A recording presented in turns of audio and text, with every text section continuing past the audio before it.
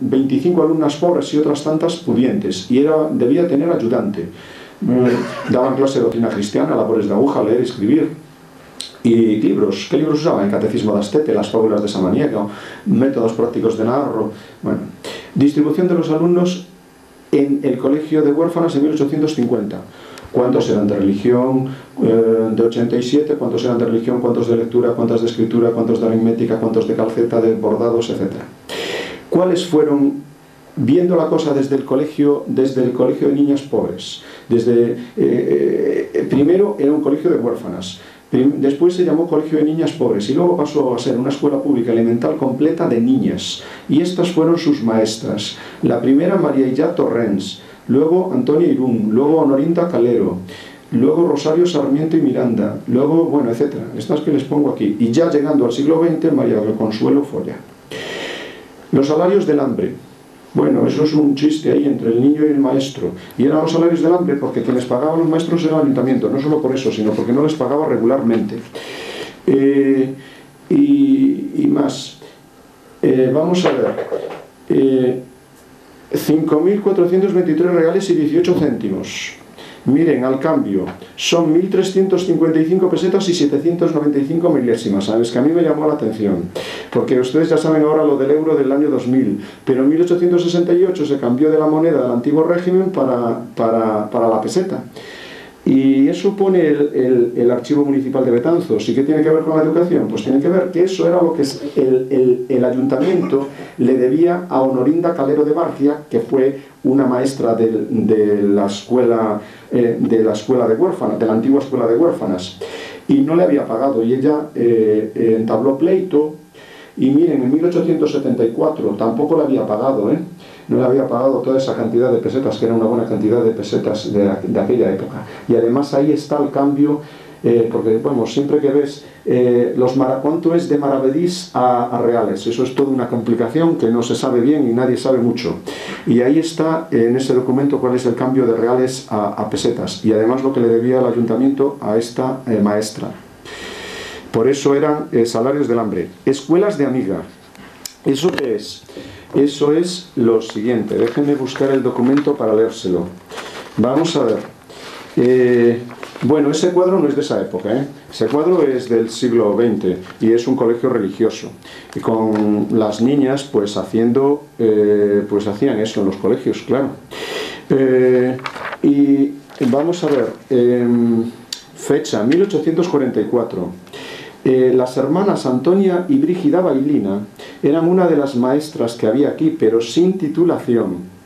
Y entonces, ¿de dónde vienen todas estas estadísticas? Viene que la Junta Provincial de La Coruña le está pidiendo a la Junta Local de Betanzos que le diga cuántas escuelas hay, que informe de cómo están aquí las cosas. Y entonces en 1844 informan que Antonia y Brígida Bailina están en contestación al oficio que con fecha de ayer se ha servido usted remitirnos. Usted es el alcalde de Betanzos, que es el conde de Taboada. Debemos exponer que aunque nuestra casa en ciertas épocas ha sido favorecida con la frecuencia de 3 a 4 niñas particulares que han tenido el gusto de aprovecharse de nuestros cortos conocimientos mujeriles, nunca fue el carácter propio de alumnas, sino de compañeras y amigas. Es decir, que estaba el colegio público completo, el cual iban los niños y también iban las niñas, si era de niñas, pero había otro grupo de escuelas que iban a coser y aprender algo de lectura, y se llamaban las escuelas de amiga. Es decir, me llamó la atención que utilizara esa palabra, porque estas escuelas existieron por toda España, y estas escuelas son muy antiguas, porque ya Góngora las menciona en un poema. Y ya les digo, aparecen por toda España. Por eso les traigo esto aquí, y este documento que dicen Betanzos, de estas dos maestras que hablan de las escuelas de amiga. Bien. ¿Qué libros usaban en aquella época? Pues estos de aquí, sacados de la legislación. el Torcuato Torío de la Riva todavía, ese que les dije, pero ese ya es para escribir, antes para leer. Tengan en cuenta que estos libros son primeras ediciones, pero después, en épocas posteriores, van a volver a aparecer otras ediciones de estos libros, porque aquí se mantienen las cosas. ¿Cuál sería el horario? En una escuela de la época de Isabel II, y en Betanzos, en cualquier otro sitio, 3 horas por la mañana y 3 horas por la tarde, los jueves por la tarde libres, y los sábados también. No había vacaciones de verano. Durante el estío, durante la canícula, no había clase por la tarde. Sí había las de Navidad, las de Semana Santa, las de Carnaval. Y bien, la época de la Restauración, es decir, después de Isabel II. La normativa escolar, continúa habiendo mucha normativa escolar, y hay que destacar, por supuesto, la creación de la Institución Libre de Enseñanza en Madrid en 1876, con Giner de los Ríos. Ya en 1900 la creación del Ministerio de Instrucción Pública, los maestros ya no les pagan el ayuntamiento, ya no dependen tanto de las comisiones locales de enseñanza, les paga el ministerio, eso da más regularidad a los pagos. Y hay otra normativa importante, que son la creación de las escuelas graduadas, porque hasta ese momento solo la escuela estaba solo era una escuela unitaria, estaban todos mezclados en una sola aula, con diversas secciones, con los alumnos más de mayor edad pues dando clase a los de menos, y el maestro pues por allí. También se crea la Junta de Ampliación de Estudios, que envía a profesores de instituto y también maestros al extranjero a formarse. Bien, ¿qué pasa en Betanzos? En Betanzos pasa que se estabiliza un poco la red escolar. Ya hay claramente en las escuelas de San Francisco, ya las llama así las estadísticas que aparecen en el archivo municipal, la escuela pública elemental completa de niños del antiguo convento de San Francisco. Se va a crear una escuela de niñas también en San Francisco, va a haber una de niños y otro de niñas desde 1889 al 90, desde ese curso. Hay una escuela de niños en Santo Domingo y otra escuela, la antigua escuela completa de niñas del Colegio de Huérfanas. 4 escuelas entonces completas en Betanzos, 2 de niños y 2 de niñas. Una de niños en San Francisco, otra de niños en Santo Domingo. Una de niñas en San Francisco y otra de niñas en el Colegio de Huérfanas. Y luego está en San Esteban de Piadella, en Santiago de Requián y San Martín de Tiobre, escuelas incompletas, mixtas, elementales incompletas. Esa es terminología de la ley Moyano. Bien, ¿qué hay en Betanzos? Tengan en cuenta que durante todo ese periodo estuvo funcionando la Escuela de Latinidad, de las que le hablé. Hacia 1850 se derriba el edificio que estaba allí de frente al edificio de San Francisco, porque estaba ruinoso. Miren lo que les dice el preceptor, que era Vicente López Maseda, viene del archivo municipal esto.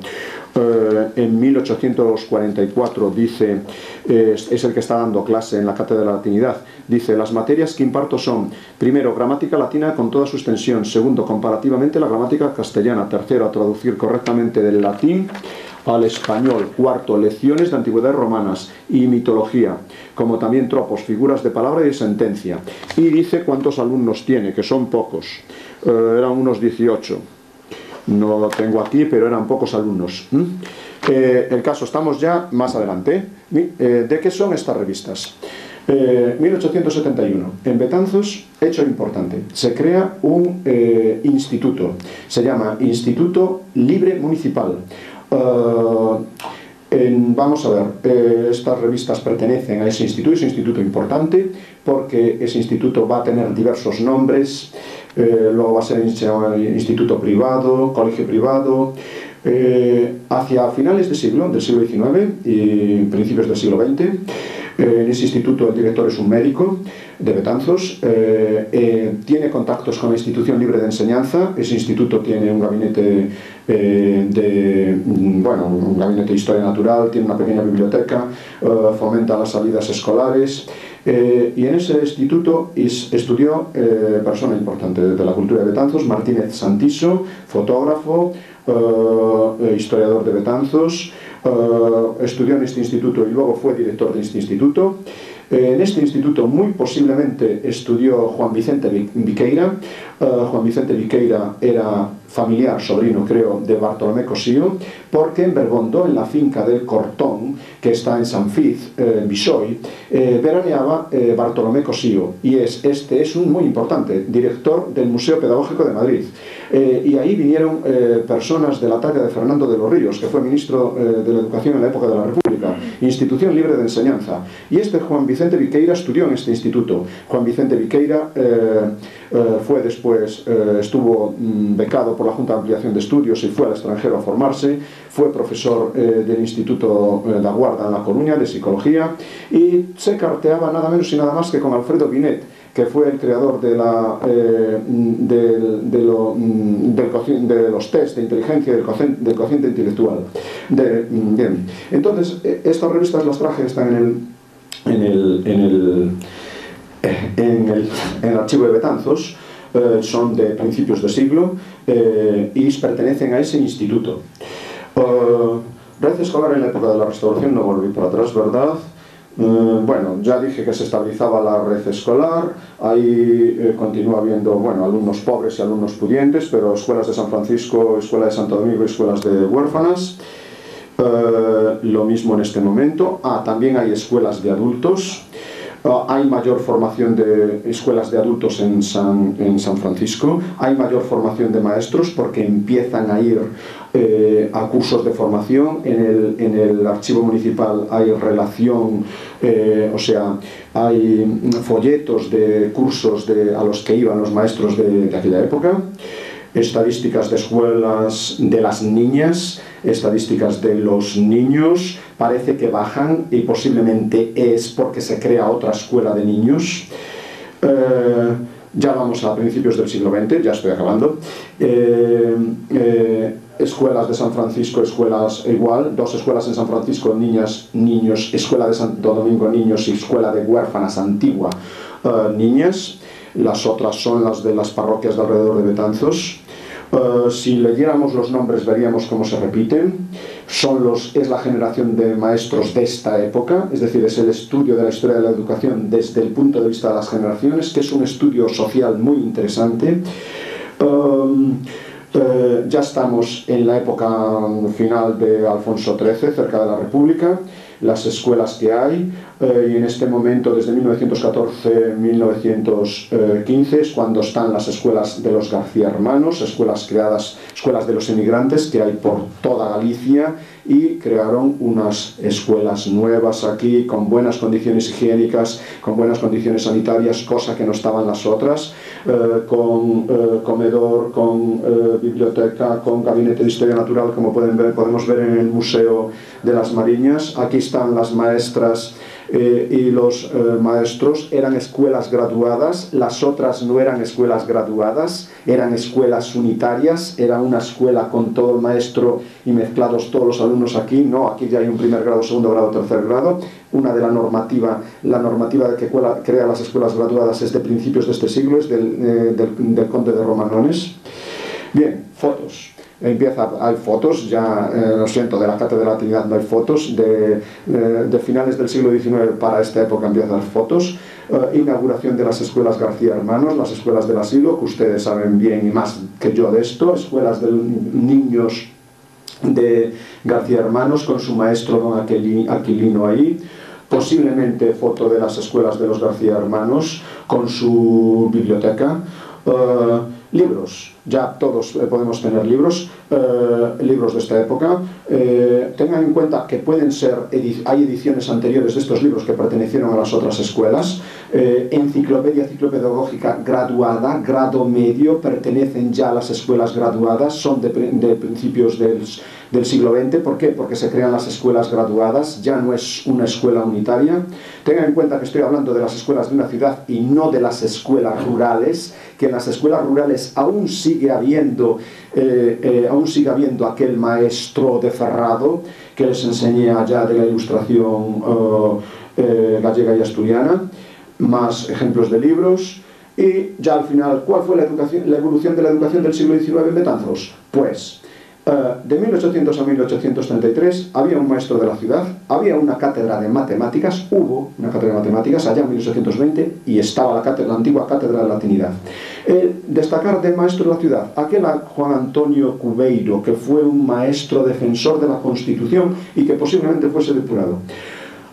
De 1833 a 1868, época de Isabel II, de las regencias de María Cristina de Espartero y de Isabel II, que empieza a aparecer el germen de la red escolar en Betanzos. Se crea la Escuela de San Francisco de Niños y el antiguo Colegio de Huérfanas de Niñas se convierte en una escuela de niñas y recoge todas las rentas del Colegio de Huérfanas.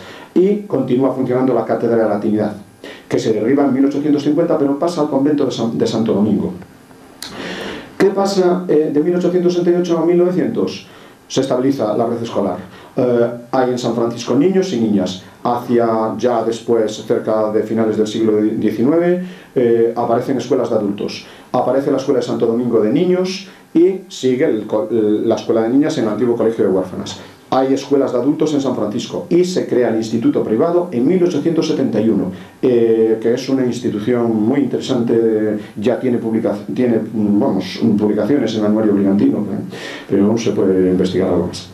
Y bueno, destacar que el 2 de septiembre de 1914 se crean las escuelas graduadas de los García Hermanos.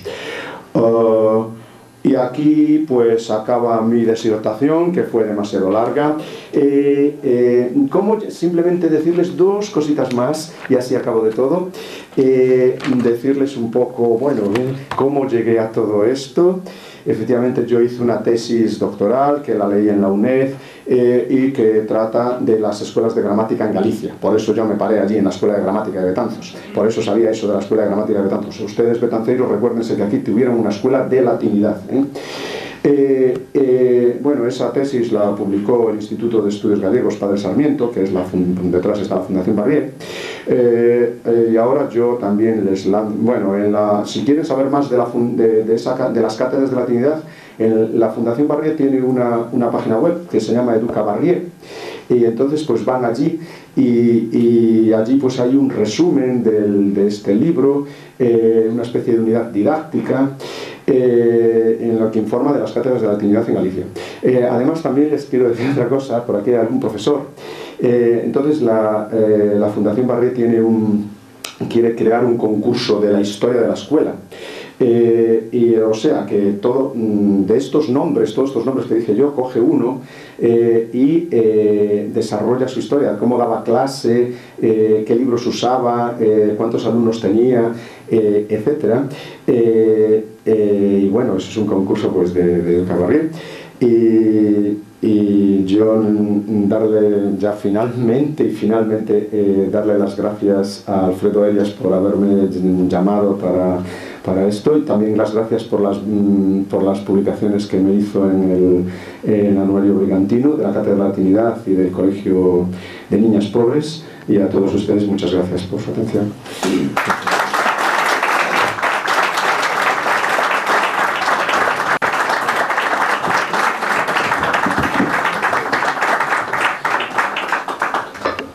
Bueno, sí fue una conferencia larga, es cierto. O sea, lo normal para los siguientes conferenciantes, pues hombre, es intentar ajustarse. Pero yo creo que todos estábamos tan entusiasmados con lo que dijiste y con lo bien que lo expusiste, que además es histórico para Betanzos, porque yo creo que por primera vez en público se nos explica cómo ha sido la historia de la educación en Betanzos hasta, digamos, la época pues, de las escuelas de García Hermanos. Entonces yo estoy orgulloso como director del Anuario Brigantino y como archivero, porque también es un momento para que ustedes vean para qué sirve un archivo municipal. Hace 30 años el archivo municipal era poco menos que un montón de estiércol tirado por ahí en edificios ruinosos.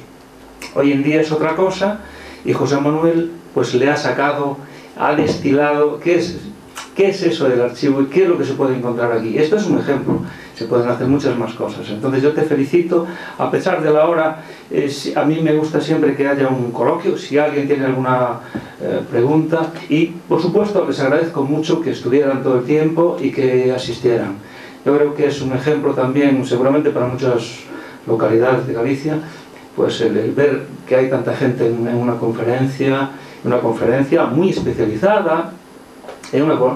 Yo, todo lo que estaba escuchando ahí, muchas cosas pues no las sabía, y seguramente a ustedes les pasa igual. Sin embargo, en fin, la manera en que lo expuso, el hecho de ver a un hombre, uno de los nuestros, que está aquí y que es un especialista en un tema, ¿no? Pues yo creo que nos enorgullece a todos. Así que si hay alguna pregunta, pues adelante, y si no, nos vamos, ¿no? La preguntiña. Ya todo el mundo se quiere. Una pregunta respecto tal. Es que a mí me llamó la atención una cosa. Alguien me repitió más de una vez que la educación era neoplatónica en parte y me extraña porque yo me imaginaba que sería tomista, que sería, y eso es aristotélico, no platónico. Entonces, ¿qué explicación tiene eso? Bien, casi no sé especificar tanto, ¿eh? Yo sé, eso es la educación que se daba, cuando hablé de eso, eran los estudios en los conventos de San Francisco y Santo Domingo. Y entonces, cada uno tendría su vertiente, ¿eh? Cada uno tendría su vertiente, o cada uno iría... Era una educación muy especulativa, es decir, lo de verba non res.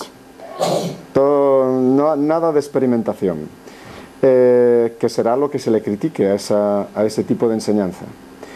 ¿Qué es lo que sé?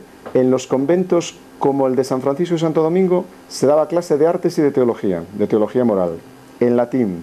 Se usaban libros como los que mostré. ¿Cuál era neoplatónica o tomista? Yo creo que los libros que mostré, ese libro tiene este Porfirio, y ese es neoplatónico, supongo. Ahora, ¿cuál era la orientación en este convento y en el otro y en el otro? No lo sé. No sé si es que era tomista, es decir, si seguían más Santo Tomás de Aquino o Aristóteles, o si efectivamente se seguía Platón. No sé decirle. Lo que sí, no era una ciencia como la de hoy, pero ellos, y un poco relacionando con la conferencia del otro día, estaban, vamos, era su ciencia, ¿no? Era el conocimiento de aquella época, conocimiento valorado. O sea, no sé decir, cada convento realmente, o cada orden religiosa seguía un poco, me da la impresión, este al otro. Pero no sé. Bueno, este tipo de educación está detrás, por ejemplo, de lo que fue el Siglo de Oro. Y el Siglo de Oro es algo para el mundo muy especial. Entonces, bueno, claro, es tanto lo que se puede decir. Yo pienso que toda la información que tenían los escritores del Siglo de Oro, porque en cualquier libro de esa época hay una referencia al mundo clásico muy grande, que hoy tienes que pierdes, tienes que consultarte allí a qué se está refiriendo el mundo clásico, y a lo mejor lo están criticando, se están riendo de esa mitología, pero ¿por qué tenían esa información? Porque habían estudiado en una escuela de gramática. ¿Y qué hacían en la escuela de gramática? Estudiar latín, estudiar Cicerón, estudiar Valerio Máximo, estudiar esos libros que les mostré, y otros. ¿Cuál era la orientación de este convento? Variaba, claro. Y esto influye, por ejemplo, mucho en la escultura y en la arquitectura. Se estudian los clásicos a ese nivel, y todo lo que vemos en escultura y en arquitectura desde finales de la Edad Media es digamos, un volver, revolver, etcétera, sobre formas clásicas, ¿no? Que eso casi llega, en fin, hasta el final del XIX, ¿no?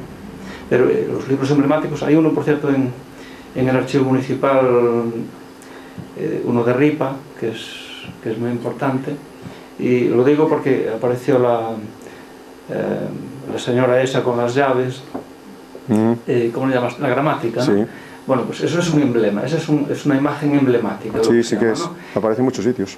Y hay un libro en la biblioteca, que procede de la biblioteca de Francisco Javier Martínez Santiso, que además es probablemente el más importante para la edad moderna en ese sentido, y que influyó mucho. Y formaba parte también de todos estos saberes que al final, supongo yo, que es un volver al mundo clásico, a aquel paraíso perdido que también en política se intentó ya en la Edad Media.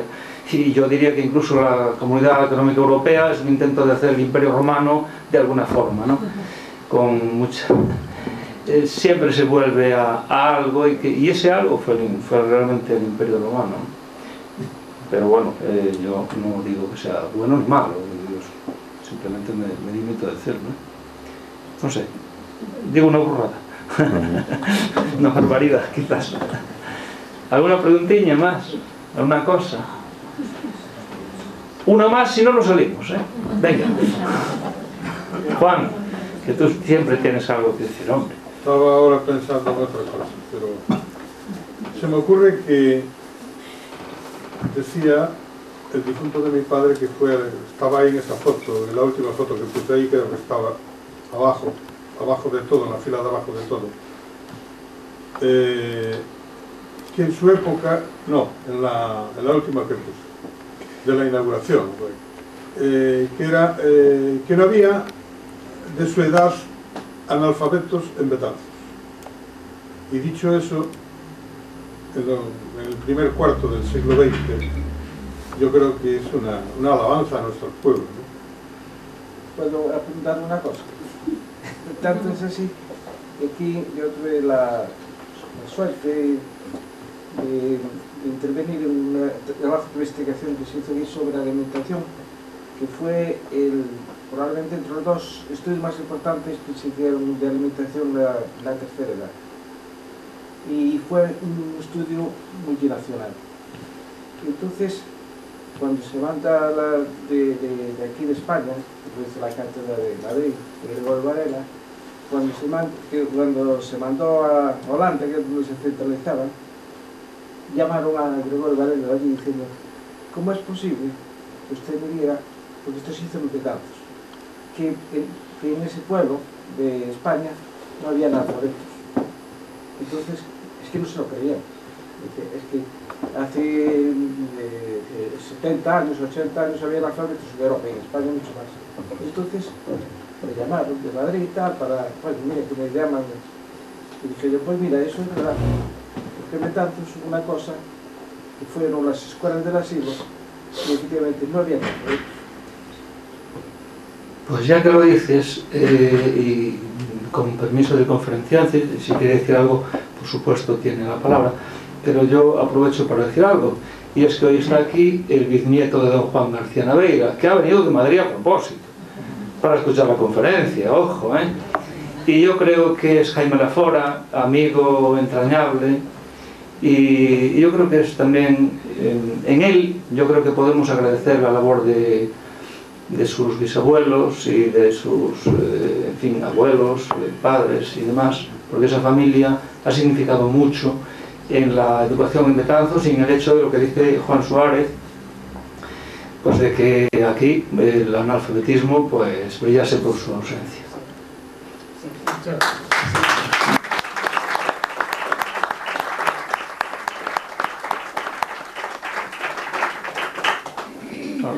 ¿Lo dejamos? Lo dejamos, ¿eh? Bueno, en nombre del señor alcalde, le voy a dar un detallín, ahora que estamos en crisis, pues bueno, es un detalle con mucho cariño, y con un agradecimiento grande y con orgullo de que tengamos un investigador en el Anuario Brillantino y en Betanzos como tú, José Manuel. Muchas gracias. Muchas gracias.